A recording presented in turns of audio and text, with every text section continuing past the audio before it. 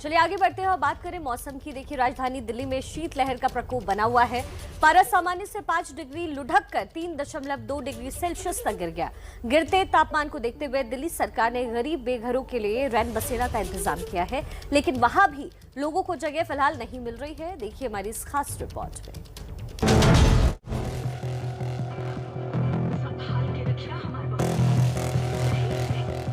दिल्ली में मौसम की दोहरी मार, एक तरफ कोहरा तो दूसरी तरफ शीतलहर का सितम। सर्द रातें और कड़ाके की ठंड ने बढ़ाई बेघरों की मुसीबत।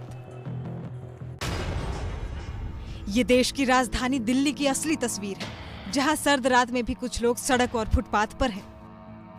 जरा सोचिए, जिस ठंड में बाहर निकलने के नाम से शरीर में सिहरन उठती है, उस कड़ाके की ठंड में कैसे ये लोग फुटपाथ पर सर्दी का सितम झेल रहे होंगे।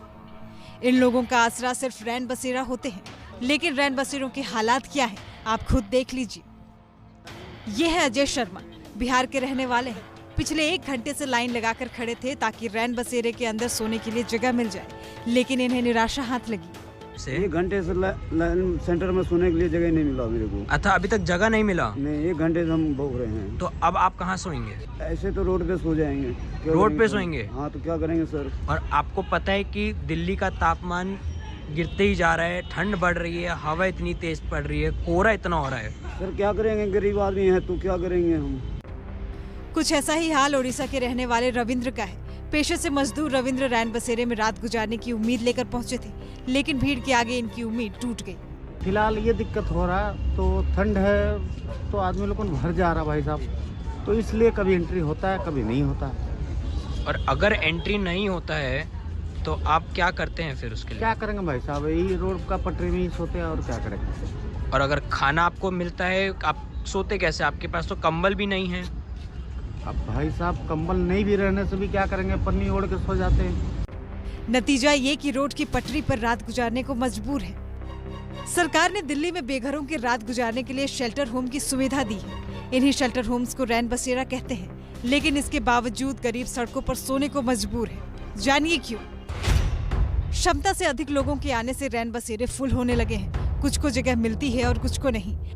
ठंड बढ़ने से रात के समय लोगों की भीड़ काफी बढ़ जाती है, और इसका नतीजा क्या होता है वो आपके सामने है। रैन बसेरों को लेकर सरकारी इंतजाम क्या है वो भी देख लीजिए। दिल्ली में फिलहाल 206 स्थायी रैन बसेरा है। सर्दियों की शुरुआत में ही 180 टेंट लगाए जा चुके हैं। रैन बसेरा में बिस्तर, तकिया, कंबल समेत 2 वक्त के खाने की सुविधा उपलब्ध है। जाहिर है सरकार ने इंतजाम तो किए हैं, लेकिन इंतजाम नाकाफी है। इन लोगों की सिर्फ एक ही मांग है कि रैन बसेरे बढ़ाए जाएं ताकि ये भी चैन की नींद सो सके।